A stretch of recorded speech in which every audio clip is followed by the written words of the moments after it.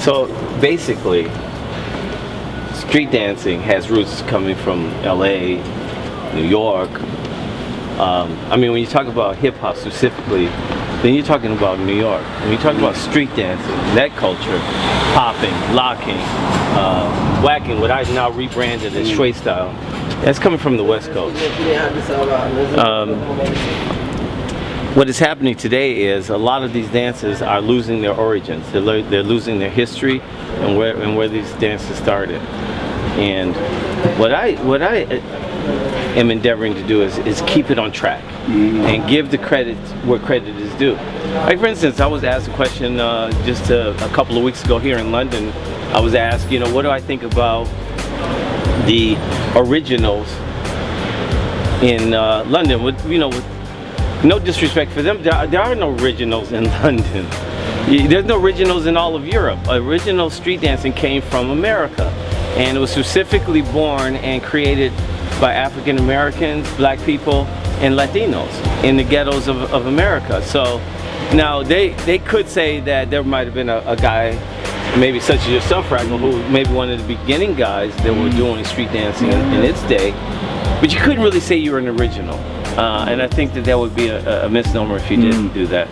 So some people have gotten, you know, in a stitch about it, but the reality is that the dances came from America. And that's not to put down the efforts and energy that you young guys and young guys continue and ladies continue to do here in London and across Europe. And adding to the street dance culture and even, you know, promoting it. But when you say original, that's a very specific thing. And what's going on now is you hear this kind of proliferation of the word street dance or originals.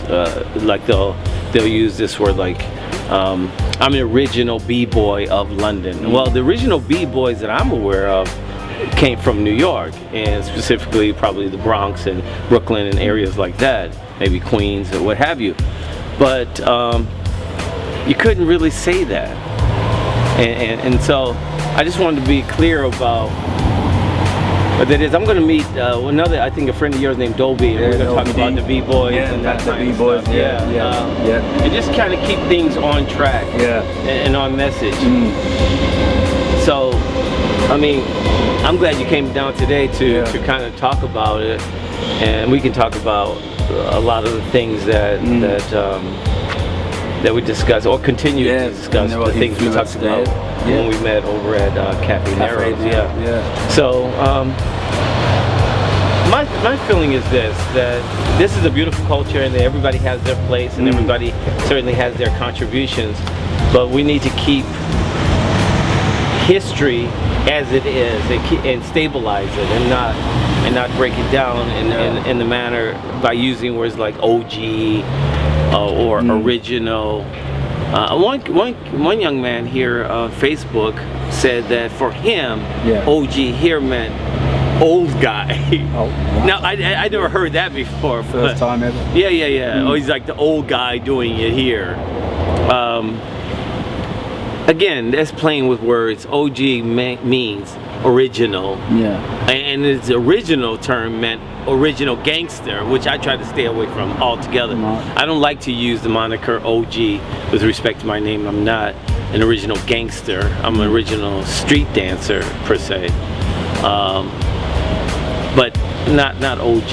I try to stay away from that. I try to avoid the feathering of the lines. I want a clear demarcation between street dancing and what gang life is. But all this posing and making signs and all that, if you didn't know any better, you'd think that they were gang members. A lot of them, a lot of street dancers. So I don't really buy into that. I mean, far as I may go in terms of making a sign is maybe throwing a peace sign or something, but in terms of making what could be deemed gang look-alike signs. I try to avoid at any and all costs. What feedback were you getting when people were saying, "Oh, I'm original in UK"? Were they coming up with a lot of negative remarks or stuff? Some of them, and I think that they're coming from a protective point of view. Okay. They try to protect whatever legacy they feel like they may have. And I'm not here to take away any legacy they may have. Certainly, if you're one of the first ones starting here in London, and that deserves a level of respect, of course. And but to somehow put those particular dance artists on the same level as the creators of the United States, I don't think so. I think that's inappropriate. It's not healthy.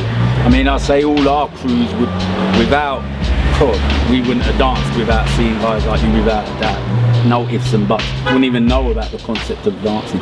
So we had to imitate exactly what you were producing and creating. We all have our beginnings, and we all have somebody that influenced us or we looked up to, and I continue to have those. For me, some of the great people that I've looked up to aren't even street dancers per se. And there's been some street dancers I certainly looked up to. I look up to all the Lockers, for instance, of course, and the original Soul Train gang. The original Soul Train gang is important. I was going to ask one question, Shabba, is for you personally. So even though you're in a crew, who would you say was your favourite dancer? So obviously you're in a crew, you're in the Lockers, but who would you say, oh, I should love watching that person dance? If there was one, who would you say? If one? Yeah. I know it'd be it would be really difficult to say. Right. What to narrow it down to a one individual, right? Okay. Because there's been many that I have enjoyed in the past, and some new ones that I enjoy watching today. But some of the notables were all the members of the Lockers were all unique and influenced me, and I just loved watching them. I was a huge fan. Fluky Luke, I mean, he's a genius. Campbell Lock Jr., my mentor. Don Campbell Campbell, the father of the Lock, certainly, a genius in his own right. I mean, here's a man who took, a lack of ability per se. Let's say he wasn't a dancer per se, but he was able to take something or an inability, a perceived inability, and turn it into something quite wonderful. So, I mean, his dance life is sort of paradoxical in a way. It's almost a contradiction. How can a man who lacks the ability to dance, who lacks a certain rhythm and a certain level of rhythm, create the most rhythmic, athletic dance that this world has ever known? It's unbelievable to me. So you just never know the magical journey that we're all on. I mean, he certainly turned it into something quite unique. And then, of course, when you have all the other members of the Lockers, the rest of us, Fluky Luke, Scooby-Doo, who was one of the Lockers, but certainly Scooby-Doo in those days, who I looked up to a lot as well. Scooby-Doo and Campbell Lock Jr., they lived together. And then me and Fluky used to kind of live with him over on 39th and Bloodlong in LA. And in his living room is where my career and my whole sort of persona was crafted in the early days. And it was there in his living room. But in any case, Scooby-Doo was a marvelous dancer, so was Demeter Joe Freeman, so was Freddie Maxey, so was my sister Fawn, Fluky Luke, Tony Basil, Slim the Robot, which was phenomenal. There was other guys like Sambo Lock, who was wonderful as well. You had Charles Robot was great. You had a ton of locking type groups. None of them were called the Lockers, mind you. We were the only troupe that had the name Locker in its name, and we were the first ones to do it. and rightfully so, because we had the creator of the lock in our particular crew. So the first name was the Campbell Lockers, or then the Campbell Lock Dancers, or the Lockers.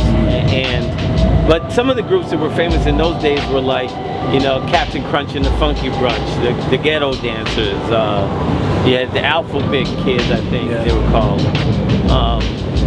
Great dancer name, two really great dancers named F&M and Rubber Band Man. They were brothers. They were wonderful dancers. You had Skeeter Rabbit, the original Skeeter Rabbit, James Higgins. You had him. You had Tony Go-Go. You had, you know, which was part of the Go-Go Brothers and that whole thing.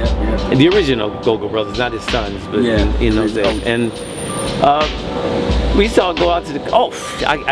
I don't want to forget Mr. Penguin. Rerun. Fred Berry was incredible. You know, Fred and I have a kind of interesting story together, inside joke. But when I was a young pup coming up, I thought we were in a club. We were in the Summit on the Hill, famous club for locking in the '70s, early '70s.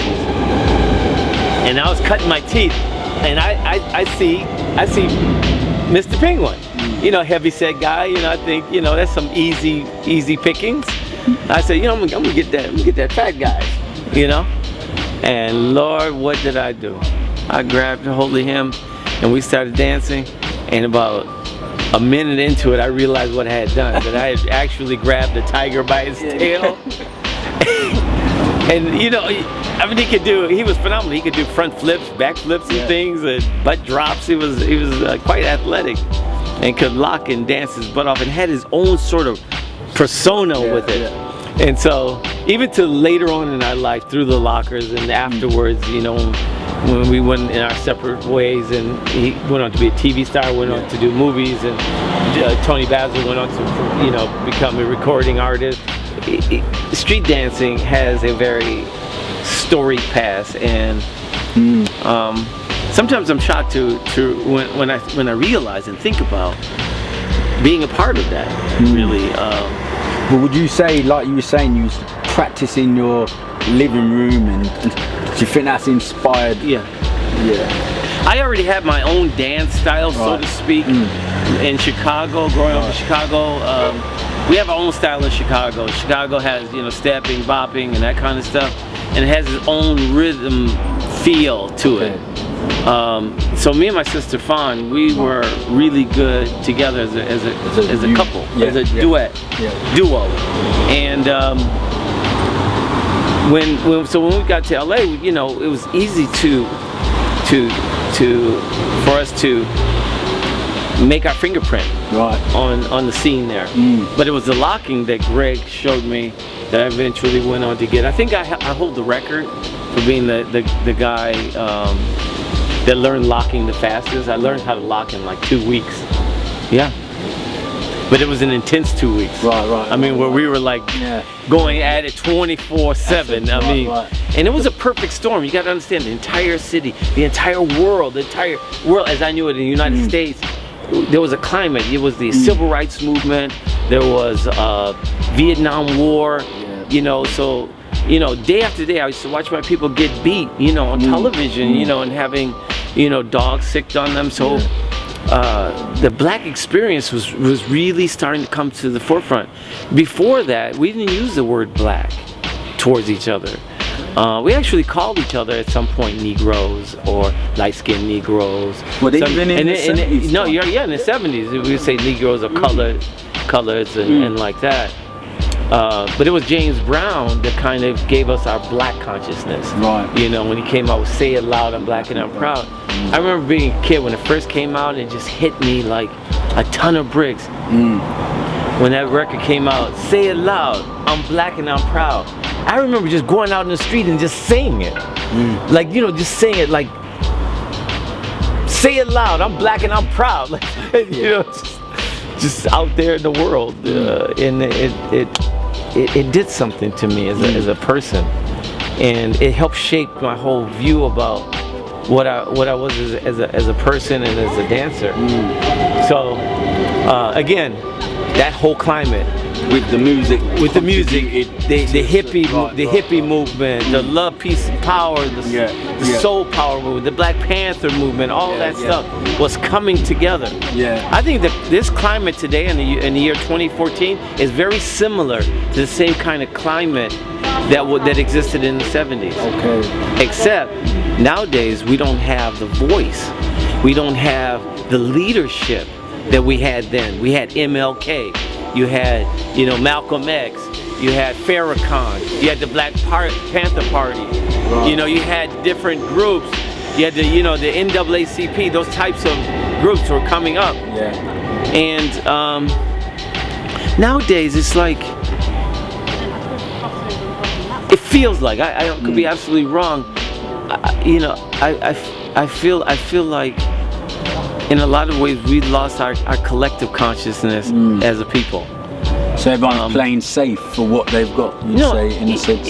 As being black, like if I would see you, there would be an automatic kind of love I had for you. It was something that we had, connection we had together. Right. It's kind of missing in some ways. So would you say like people, what they've got now, they're trying to keep it to themselves, so they're not really thinking about even their fellow black man? Would you say that's a problem now? Or? Yeah, there's a kind of golem, kind of, it's mine, it's precious, it's mine. There's no real sharing that it was in those days, in the 70s especially. Yeah. Hence when I was saying earlier of you humbly giving respect to, like you saying earlier, Campbell Lock Jr., automatically just respect. But you don't see that with people nowadays. No, everyone's frightened to just say, well, I was inspired by such and such. People don't even speak like that anymore. I can't understand that. Yeah, well, you know what? I'm with you on a lot of levels. I can't understand that either. I'm trying to find an understanding. Hey, let's go inside. I want to tell you. I want to tell you a little bit more about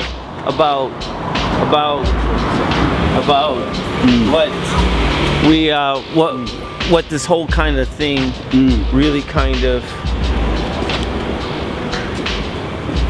how it came together in a more cohesive way.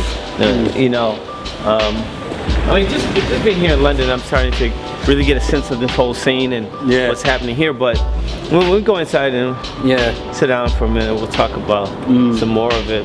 And I think some other people are going to join. I want to know if you could sign my CDs and DVDs. Wow. Thank you very much. So we still have some fans here in London. Who do I make this to? Andrew. Any particular place here? Is that okay? But I think you can slide just in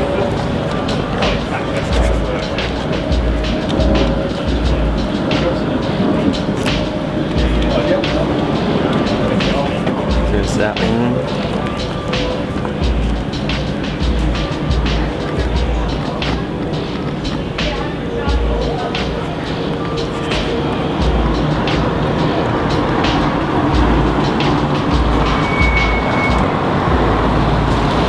Are you a dancer as well? No. No? Just watching you dance throughout the years, you're amazing. Well, thank you. Thank you for your support.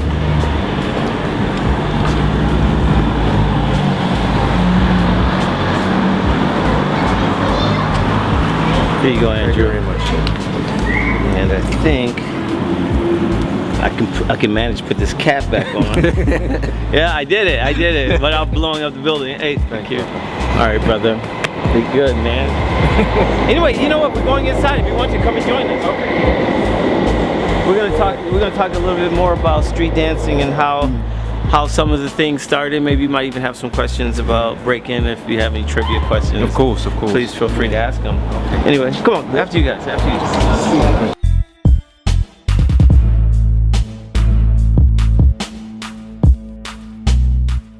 So on Facebook, I noticed you wrote something regarding Howard Schwartz. What was that all about? If you don't know who he is, Howard Schwartz is a 70-some-year-old Caucasian man, I believe. But that doesn't really matter. What really matters is Howard Schwartz right now controls and operates and is the producer of Hip Hop International that happens every year in Las Vegas. I feel slighted by him. He's made some I think some done some egregious things towards me.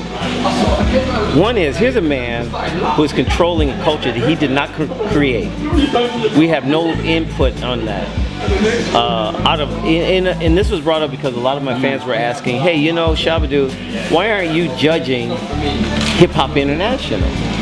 Or so you think you can dance and these kind of things. And I thought about it. He said, but even my students of mine have been judging. Other people have been judging. I mean, he would find a dog on the street and have him judged before he had me. And then I did a Hip Hop International event some years back now in Russia. And he did something that was unprecedented. He did a background check on me. He called the promoter of the event and said, "What is Shabba like?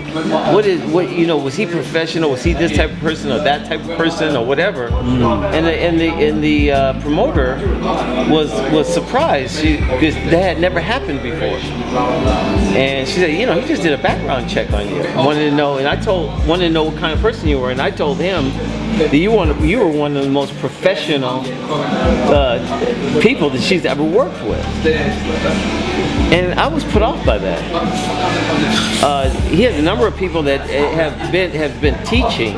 I mean, teaching and judging his contests high on marijuana and other drugs, including alcohol, and he never said a word about that to them.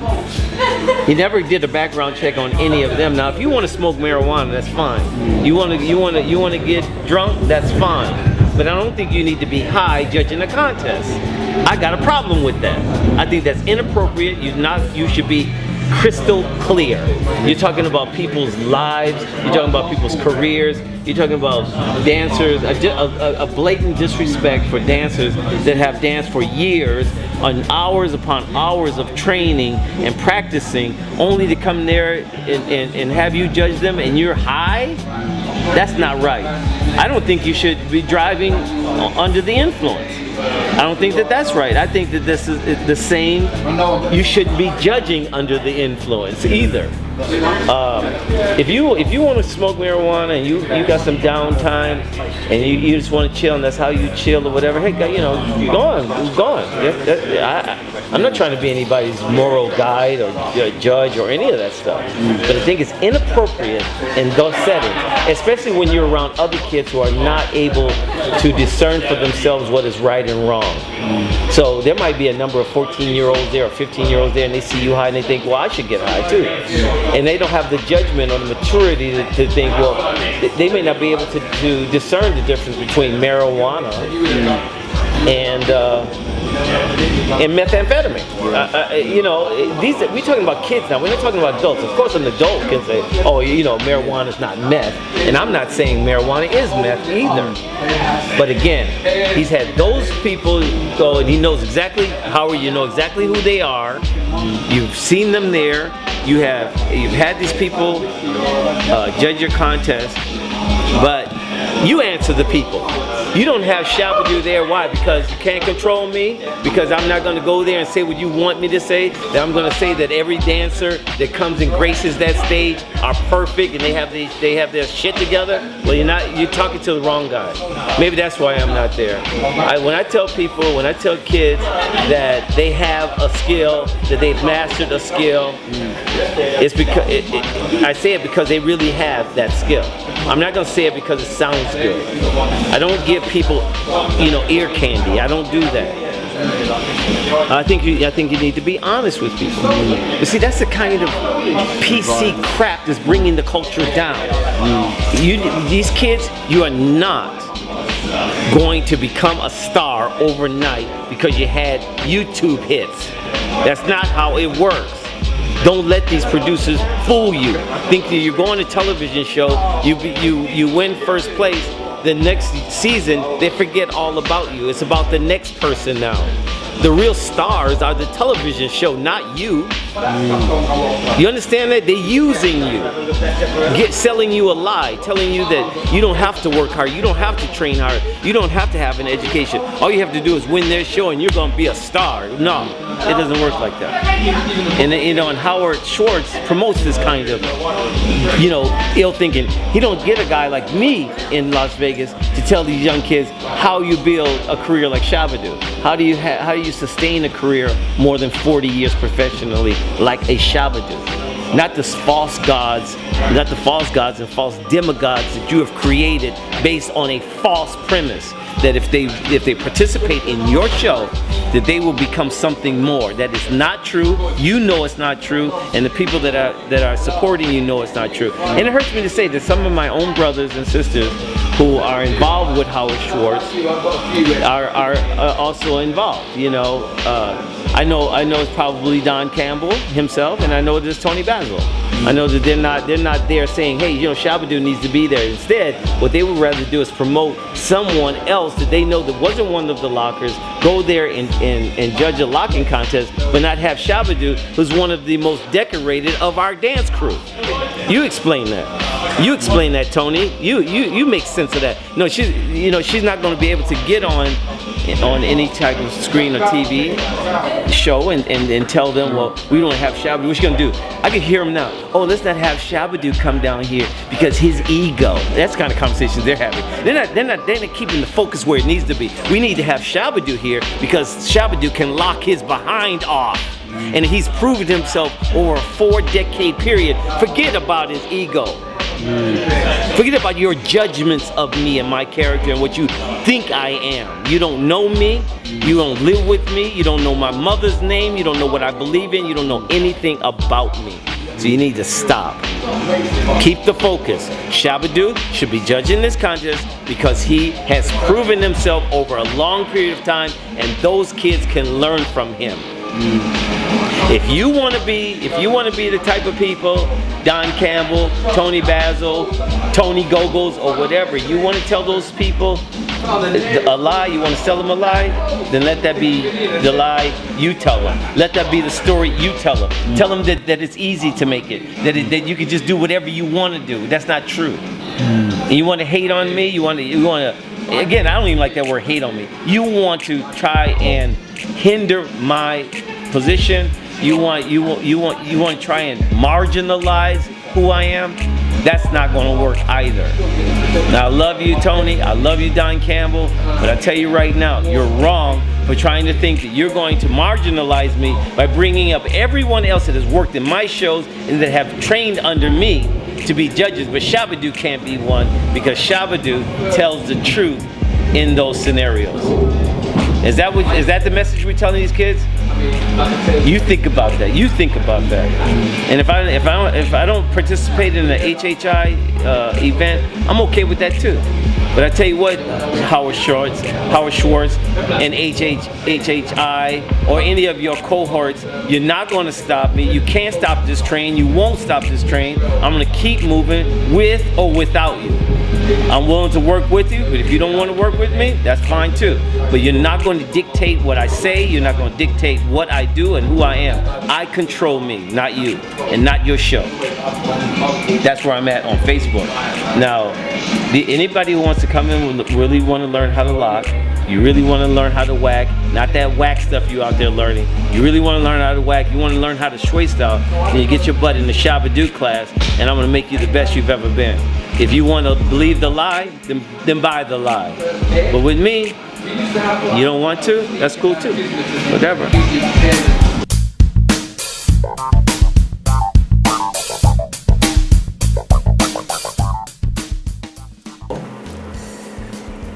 You don't want to rely on hopping from teacher to teacher.